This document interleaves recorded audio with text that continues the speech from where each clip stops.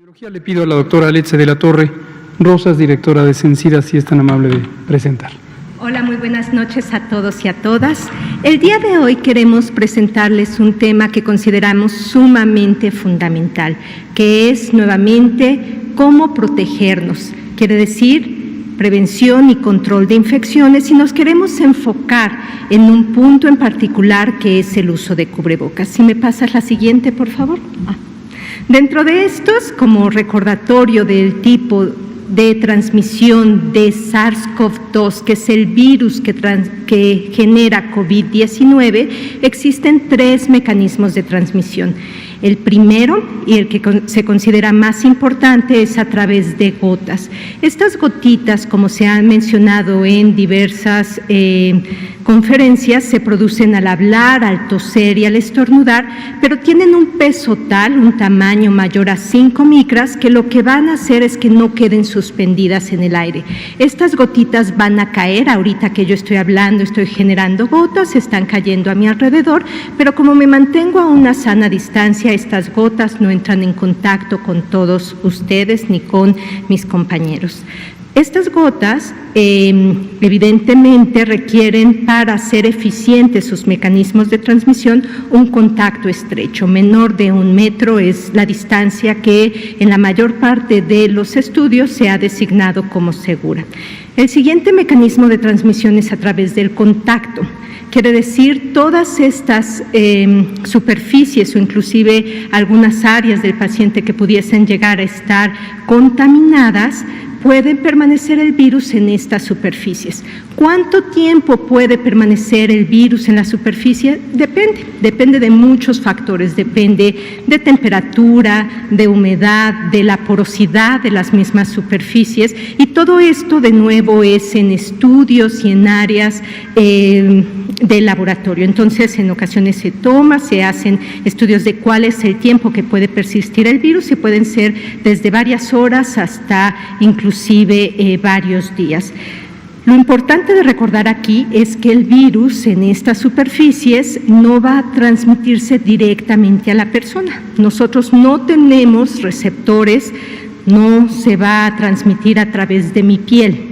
Pero si yo toco estas superficies y después me autoinoculo, es decir, toco mis ojos, mi nariz, mi boca, en esas circunstancias sí puedo estar llevando potencialmente el virus de estas superficies hacia estas áreas de entrada en mi cuerpo. ¿Qué tan eficiente es esta vía de transmisión? Aún existe mucho por conocer de este virus. Recordemos que día a día aprendemos en esta pandemia, pero no es necesariamente uno de los tan importante como sería a través de gotas, pero son tanto gotas como contactos los mecanismos que definen la mayor parte de las investigaciones como la vía de transmisión de SARS-CoV-2. Y en algunas otras áreas, específicamente en atención clínica, por ejemplo, en áreas donde se producen aerosoles, se puede dar una transmisión por vía aérea. Estas son microgotas que sí quedan suspendidas en el aire, y es importante recordarlo porque para este tipo de transmisión sí es necesario un tipo específico de mascarilla que se conoce como respirador N95 o mascarilla también N95. Si me pasa la siguiente. Ahora, tal cual comentaba el subsecretario, la probabilidad de contagio va a depender de varios factores. Si nos enfocamos específicamente a la transmisión de gotas, que es para la cual serviría potencialmente el uso de cubrebocas, lo primero que tendríamos que considerar es qué tantos virus yo soy capaz, cuando tengo la infección, de transmitir. Eso se conoce como la capacidad de excreción viral. No todas las personas, y esto se conoce para SARS-CoV-2, pero también para otros virus respiratorios, tienen la capacidad de estar transmitiendo la misma cantidad de virus. Hay algunas personas que se llaman superexcretores y que van a generar una mayor cantidad de excreción viral. Es algo que no podemos identificar a simple vista y que, por lo tanto, evidentemente todas las medidas de precaución basadas en la transmisión se basan en nuestros riesgos de exposición, no se basan en esta capacidad de detectar a este tipo de población. Las siguientes son los virus viables. Una vez que yo soy capaz de excretar los virus, la siguiente consideración es si estos virus son capaces de replicarse en el siguiente organismo, en la siguiente persona. En ocasiones somos capaces, en algunos estudios se han hecho seguimiento de excreción viral, es decir, a las personas que se han infectado por SARS-CoV-2, le han tomado muestras de secreciones en diferentes tiempos y días del avance de su enfermedad y se ha encontrado que se pueden dar muestras positivas inclusive semanas después de haber iniciado los síntomas. Cuando uno lee esta información puede llegar a generar la ansiedad de que entonces el tiempo en que una persona se encuentra con esta excreción viral es más prolongado, pero no, cuando se identifica cuántos de estos virus son viables, es decir, son capaces de transmitir la infección, esto no se da más allá del día 8º. Y esto es importante también en términos de control de infecciones. La otra parte en la capacidad de la transmisión por gotas depende de los síntomas. Si yo tengo síntomas como tos o estornudos, es más factible que esté produciendo una mayor cantidad de gotas y que por lo tanto, si hay personas a mi alrededor, estas gotitas vayan a estar en contacto con dichas personas o que al producir más gotas, mi ambiente alrededor del que me encuentro tenga mayor probabilidad de estar en estas superficies. La evidencia hasta la fecha es que esto se produce sobre todo en las personas que tienen síntomas respiratorios. Esto es importante. Si tengo tos, la posibilidad de que cuando genere estas gotitas tengan un inóculo suficiente es mayor a aquellas que las personas se encuentran asintomáticas o presintomáticos. Recordemos que existe un grupo de personas que no van a desarrollar síntomas y existen algunas personas que pueden tener esta excreción potencial de los virus antes del desarrollo de los síntomas. Y es por esto que en ocasiones se genera un poco de ansiedad el pensar de que qué tal si a partir de mañana yo empiezo a excretar partículas virales o qué tal si soy una persona que soy asintomática y mi capacidad de contagiar a otros. Nuevamente, no existe datos sólidos a la fecha. La Organización Mundial de la Salud pone inclusive en sus guías estos 2 estudios que consideran de manera adecuada porque existen diferentes factores que se tienen que estudiar y que analizar para considerar que un estudio realmente se realizó de una manera metodológicamente correcta, pero de estos 2 estudios, en uno en particular, se siguieron a 91 contactos, 91 personas que fueron contactos de personas sin síntomas y de estos ninguno de los contactos desarrolló la infección, es decir, no hubo casos secundarios. Esto nos indica que la posibilidad también de transmisión a través de estas personas que se encuentran asintomáticas o presintomáticas es muy baja. En el otro estudio, esta posibilidad fue menor del 7%. ¿Qué quiere decir? Evidentemente, la Organización Mundial de la Salud hace un llamado a que exista un incremento en términos de estudios que nos permitan ir tomando mejores decisiones para la salud de las poblaciones. Y finalmente tenemos el tipo de contacto. Entre más cercano el contacto sea con las otras personas, entre más tiempo duremos, pues mayor será la probabilidad, simplemente por tiempo de exposición a estas gotitas, de que nos podamos infectar. Si me pasa la siguiente, por favor. Ahora, las recomendaciones y la guía de la Organización Mundial de la Salud es una actualización de esta guía de prevención de infecciones que tienen desde abril y en la cual se basan en 3 principales bloques, si queremos verlo de esta manera, de recomendaciones para diferentes poblaciones. La primera, y muy importantemente, es la evidencia para el personal de salud. Esto es fundamental saberlo porque el tipo de equipo de protección personal va a depender de las actividades, del entorno y de la transmisión del virus. Estos son los elementos que recomienda tanto nuestras guías como los de la Organización Mundial de la Salud para dar las recomendaciones de qué equipo de protección personal deben de utilizar los y las trabajadores de salud. Dentro de estos, nuevamente, depende de qué tipo de exposición se va a tener. Si es de contacto, aquí se recomiendan los guantes, las batas de manga larga, que pueden ser desechables o de algodón, tanto México como la Organización Mundial de la Salud así lo recomiendan. Los overoles, estos que se ven en la mayoría de los, de repente, imágenes y revistas, etcétera, esos no se recomiendan porque no incrementan la posibilidad de que una persona se proteja, pero sí a la hora de quitárselo, si es que no se tiene un retiro de una manera adecuada, se puede incrementar el riesgo de transmisión, nuevamente, si es que no se tiene una capacitación al respecto. Y después nos vamos a la transmisión por gotas. La mascarilla quirúrgica en áreas de atención clínica está recomendada en nuestros lineamientos, al igual que esta nueva actualización de la Organización Mundial de la Salud.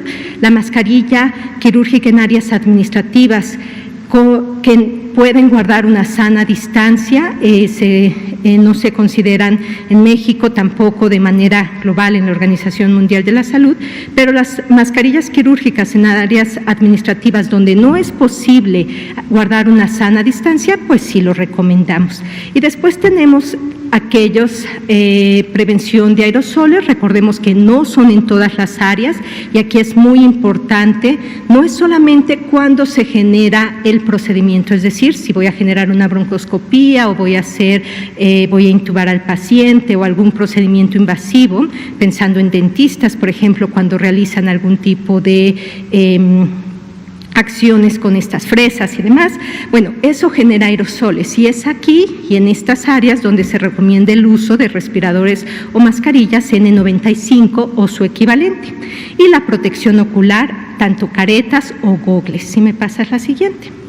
Como pueden ver, estamos alineados y estos lineamientos técnicos están publicados desde el mes pasado.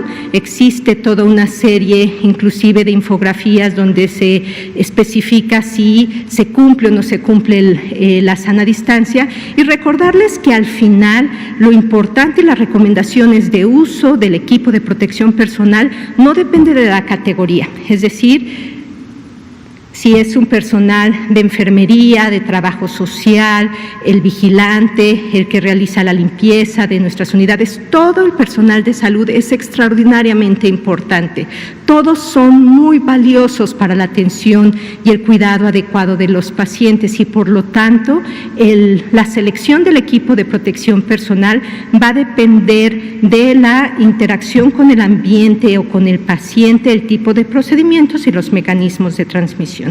Y así también se desarrolló un curso en línea donde se tiene todas estas características de cómo utilizar el equipo de protección personal y donde invitamos a todos los trabajadores de salud pues a tomarlo porque tiene justamente estas consideraciones de cómo protegerse y también tener esta capacitación continua. Si me pasas la siguiente, por favor. Y después tenemos el cubrebocas en uso comunitario. Y en uso comunitario tenemos que considerar diferentes factores. El primero es uso comunitario cuando la persona tiene síntomas. Esto está publicado desde febrero en nuestros lineamientos. Se recomienda que la persona que tiene síntomas respiratorios, si no es posible que se quede en casa, o por ejemplo cuando acude a la unidad de atención, durante el transporte de su casa a la unidad de atención, utilice estos cubrebocas. Y esto es con la finalidad de proteger a los demás. Y después tenemos el grupo que es acerca del uso de cubrebocas en la comunidad, en población general, para los cuales no se tienen síntomas y justamente cuáles son estos elementos que se deben de considerar.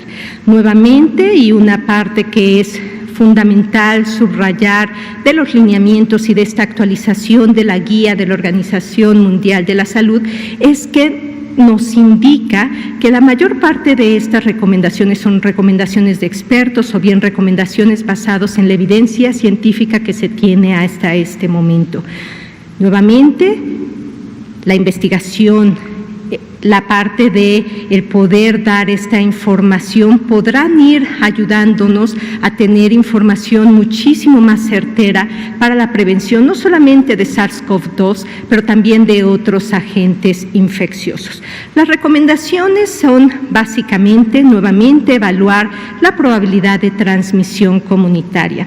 El siguiente es el tipo de ocupación, el contacto cercano, por ejemplo, con personas. Si yo voy a tener este tipo de contacto, pensemos en una persona que trabaja en un mercado, por ejemplo, y que va a tener un contacto estrecho con muchas personas, pues evidentemente será un grupo que tendríamos que poner atención. Grupos de riesgo para complicaciones, personas que por alguna de sus comorbilidades, si llegasen a presentar la infección, pudiesen tener infecciones con una mayor probabilidad de complicaciones. Y el siguiente es el contexto, la imposibilidad de mantener una sana distancia. Esa es la otra característica que siempre debemos de tomar en cuenta cuando vayamos a hacer cualquier tipo de actividad, a dónde voy, qué es lo que voy a hacer, con quién voy a estar en contacto. Entonces, pensar en esta parte y la capacidad de implementación y el tipo de cubrebocas también al respecto. Si me pasas la siguiente, por favor. Dentro de estas actualizaciones, los beneficios potenciales de este uso de cubrebocas en la comunidad, de acuerdo a este lineamiento de la Organización Mundial de la Salud, es disminución potencial de la exposición de un individuo antes de que desarrolle síntomas. Ya comentamos cuál es la evidencia que existe hasta el momento, pero estas son recomendaciones de grupos de expertos también en control de infecciones. Lo que sí se señala muy claramente es siempre y cuando se cumplan con las medidas básicas, centrales, los pilares de control de infección para SARS-CoV-2, que es higiene de manos. Nuevamente, recordemos contacto, la forma de evitarlo, higiene de manos, no tocar nuestros ojos, nariz y boca para evitar esta autoinoculación y mantener una sana distancia. Eso es fundamental y esto se tiene que ver como una medida adicional y no como una medida única, sino el centro, el pilar de la prevención son estas tres medidas básicamente. Y el siguiente beneficio que también menciona es esta potencial reactivación social y económica por las personas que ahora pues se dedican a la producción de cubrebocas. Si me pasas la siguiente. Pero ahora vean también en este mismo lineamiento cuáles son los riesgos potenciales del uso de cubrebocas en la comunidad. Nuevamente están en este lineamiento de la Organización Mundial de la Salud y el primero es la autoinoculación, la contaminación. Al tener un objeto extraño en la cara, es más fácil que nos dé comezón, que nos rasquemos, que manipulemos de una forma inadecuada este cubrebocas y que, por lo tanto, si yo no hice higiene de manos antes de hacer esta manipulación o la hago de una manera inadecuada, tengo el riesgo de autoinocularme, es decir, por traer este mecanismo, si estoy guardando una sana distancia, puedo tener un mayor riesgo en este punto. El siguiente es la amplificación, si no se cambian. Cuando se tienen estos cubrebocas y se dejan por horas o humedecidos, etcétera, cambian estas condiciones de humedad y puede llegar a tener un incremento en la replicación viral. Recordemos que esta parte del contacto y de cuánto tiempo sobrevive el virus en la superficie dependía de estos factores. Entonces, si yo traigo el cubrebocas, si está húmedo y no me lo cambio, etcétera, pues evidentemente, en lugar de tener poquitas partículas que iban a caer de todas formas guardando mi sana distancia, ahora lo traigo porque tengo esta sensación de falsa seguridad justo en el cubrebocas en la parte externa. Las lesiones en la piel, la dermatitis, el incremento en el acné, que también es importante.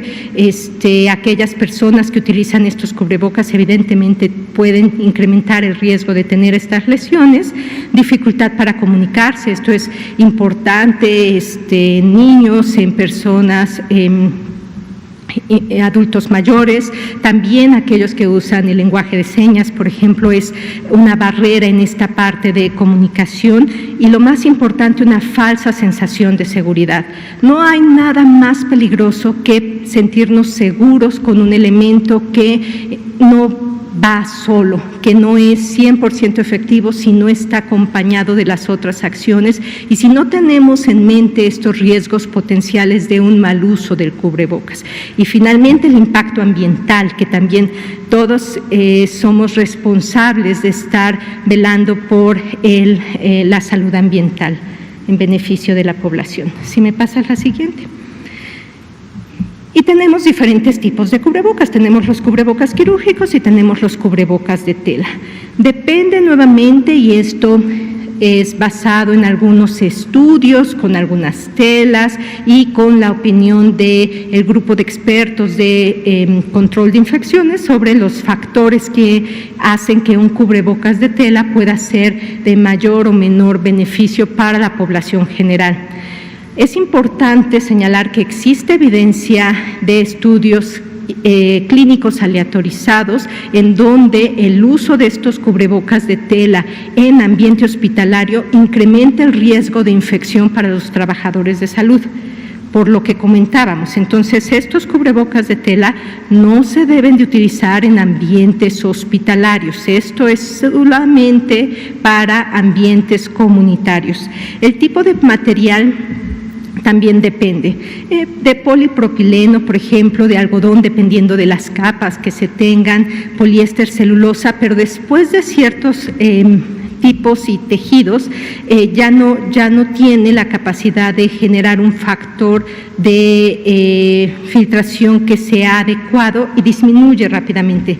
Se genera uno de los factores es qué tanto uno puede respirar con estos cubrebocas y el siguiente es qué tanto ayudan a filtrar las partículas que queremos hacerlos. El número de capas se considera que deben de tener 3 capas. La combinación de estos materiales utilizados, sobre todo de preferencia en ambiente hospitalario, siempre se debe de tener una capa que sea resistente al agua de la parte externa, la forma que se adapte bien a la forma de la cara, ajuste nasal para aquellos cubrebocas que se están utilizando en la atención clínica y de preferencia también a nivel comunitario, y el uso. Y para el uso, ahorita vamos a hacer un ejercicio de cómo colocar y cuáles son estos tips que debemos de tener en nuestras casas para el uso correcto de estos cubrebocas. Y si me pasa la siguiente, por favor. Y el último punto que es fundamental es siempre consideremos cuáles son, con base en la evidencia científica, las formas de transmisión y los mecanismos de protección que debemos de utilizar. No hay nada más peligroso que usar de una manera incorrecta el equipo de protección personal. En cualquier lugar, en atención clínica o en la comunidad, la verificación, el uso correcto, la capacitación continua, la retroalimentación de las personas es un pilar fundamental en control de infecciones. En esta foto pueden ver trabajadores de salud que están en un área de atención de cuidados críticos y tienen careta, la protección ocular, recuerden, es careta o gogles. Como están en una área crítica donde se generan aerosoles, aquí sí está recomendado el uso de respiradores N95 o su equivalente, los pueden ver con esta mascarilla de concha blanca, pero estos, para ser eficientes, tienen que hacer un sellado. Se hace, y de hecho está publicado en nuestra página del coronavirus, unas pruebas de ajuste, es decir, un lineamiento específico sobre uso correcto de estos respiradores. Y esto significa que tiene que sellar perfectamente. Vello facial, algún piercing que se tenga, etcétera, puede interferir, inclusive el maquillaje puede interferir en el sellado de estos respiradores. Y abajo de ese respirador tienen una mascarilla quirúrgica. Y entonces lo que significa es que no hizo sellado ese respirador y que por lo tanto desafortunadamente estas personas se expusieron a esta área de aerosoles pensando y creyendo que al ponerse más iban a estar más protegidas, cuando lo que conocemos es que un uso correcto debe de estar en esta parte de la verificación. Entonces, traigo unos cubrebocas porque creo que es más fácil hacerlo que explicarlo luego de otra manera. Y lo primero que evidentemente les diría, nunca salgan sin alcohol gel. Recuerden que la higiene de manos es el pilar central en la prevención de infecciones. Podemos a lo mejor salir sin cubrebocas, siempre y cuando aseguremos que estemos en estas características de guardar esta sana distancia que tanto hemos hablado. Pero lo que sí es que es muy factible que me esté haciendo o tocando la cara o que empiece a tener contacto con múltiples superficies. Entonces, alcohol gel. Un tip importante, verifiquen la concentración de alcohol gel en sus botellitas, que tengan una concentración arriba del 60%. Recuerden que al final es un producto químico, entonces hay que tener todo el cuidado con los niños, niñas, para evitar que estén en contacto directo sin una supervisión. Una vez que tengo mis cubrebocas, yo los traigo en una bolsita de plástico porque he observado que en muchas ocasiones las personas los traen hecho bolitas en sus bolsas o en la bolsa del saco o demás, lo cual evidentemente si pensamos en estos mecanismos de transmisión y que los voy a estar usando cuando esté en contacto cercano con alguien, pues quiere decir que va a estar contaminado con virus potencialmente en esta superficie húmeda y porosa, y luego me lo voy a llevar a la bolsa, lo voy a hacer bolita y luego cuando meta la mano para sacar mis llaves, pues ya me contaminé, y si no traía alcohol gel, pues puedo llevarme las manos a la cara y tener esta autoinoculación. Entonces, higiene de manos, la técnica de la OMS, o la técnica que deseen, pero lo importante es cubrir la superficie completa de sus manos. Esto es muy importante.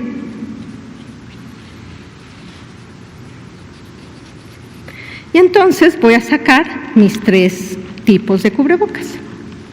Entonces, traigo un cubrebocas, una mascarilla KN95. Estas mascarillas KN95 o los N95 o los respiradores, etcétera, que se compran, es importante que, como son un material crítico, tienen que estar aprobados por COFEPRIS. Eso es importante. Ahora, ya quedamos que estos respiradores, que en ocasiones los pueden ver que están vendiendo a precios bastante elevados, pues sirven para la prevención de transmisión de aerosoles. Y entonces, en la comunidad no vamos a generar aerosoles. Para que estos funcionen, tienen que tener un sellado adecuado. Si funcionan bien y tienen un sellado adecuado, van a sentir que les falta el aire. De hecho, se van a expandir y a la hora de inhalar también se colapsan. Es una de las partes de la prueba de ajuste. Entonces, realmente no tiene ningún sentido que las personas en su casa que no realizan procedimientos que generan aerosoles o no se encuentran en áreas que generan aerosoles, atención clínica, no es necesario que utilicen este tipo de respiradores. Y es importante porque recordemos que a nivel mundial existe una escasez de equipo de protección personal y que si no los utilizamos bien, quienes van a quedarse sin este tipo de equipo van a ser el personal de salud, y el personal de salud de las áreas donde se requiere este equipo de protección personal. Nuevamente, no se requiere ni siquiera en todas las áreas del hospital, solo en aquellas áreas donde se generan aerosoles. Entonces, este no lo voy a usar. Después tenemos estos mascarillas quirúrgicas.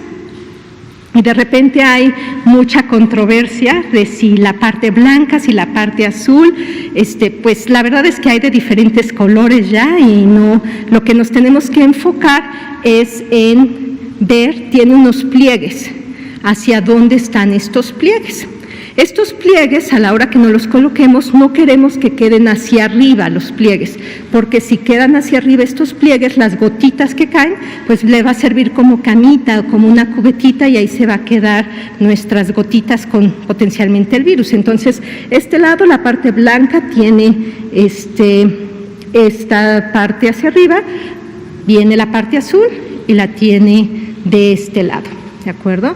Esto, a la hora que me lo coloco, importante, recuerden, mi higiene de manos, tiene un ajuste nasal, entonces me lo coloco y lo importante es que no toque yo con mis manos la parte que va a estar en contacto con mis mucosas, mi nariz y mi boca. Entonces me lo coloco, lo ajusto y tiene un ajuste nasal. Y entonces ya lo ajusté. Y está cómodo y demás. Termino de realizar mis actividades en el área de atención y entonces me lo voy a retirar. Antes de retirármelo, lo primero que hago es, potencialmente estuve tocando cosas, mis manos potencialmente se contaminaron, pues hago rápidamente, pero de una forma adecuada, mi técnica de higiene de manos.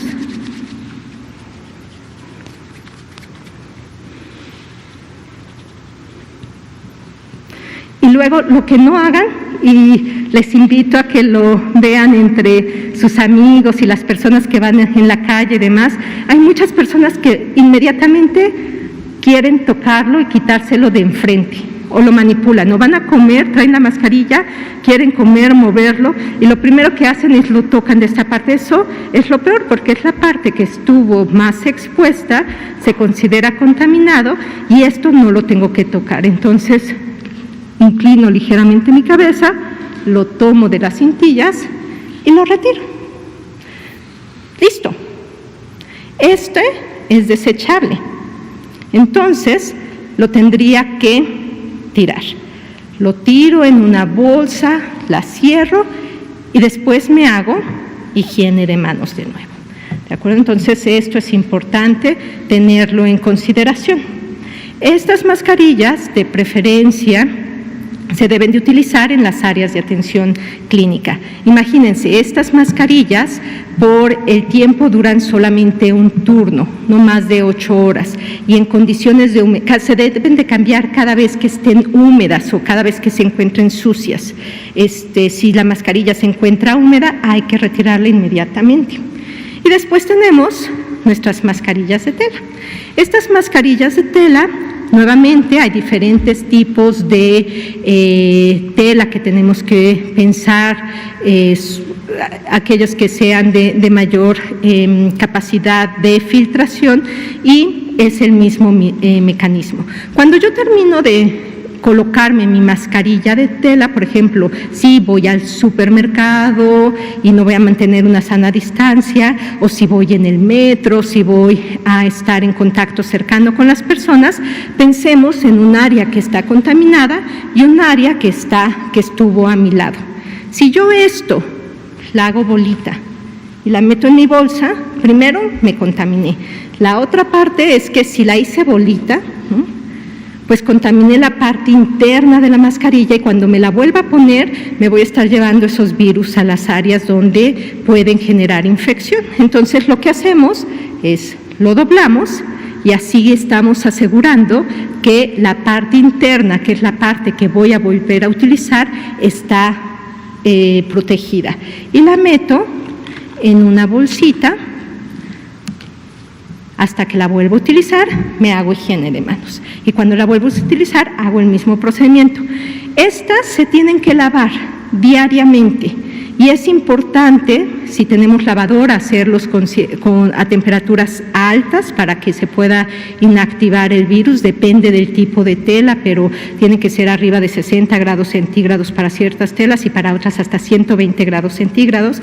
Y la otra opción es hervirlas por 1 minuto y después inactivar al virus con una solución que tengan hipoclorito de sodio. Pero el problema aquí nuevamente es cuidado, porque si nosotros estamos desinfectando de esta manera y después nos retiramos estos productos, lo que podemos condicionar es toxicidad para las personas. Se inactiva el virus, pero después se tiene que enjuagar, porque si no, lo que vamos a estar condicionando es que estemos inhalando estos productos tóxicos, si es que no se desechó la mascarilla.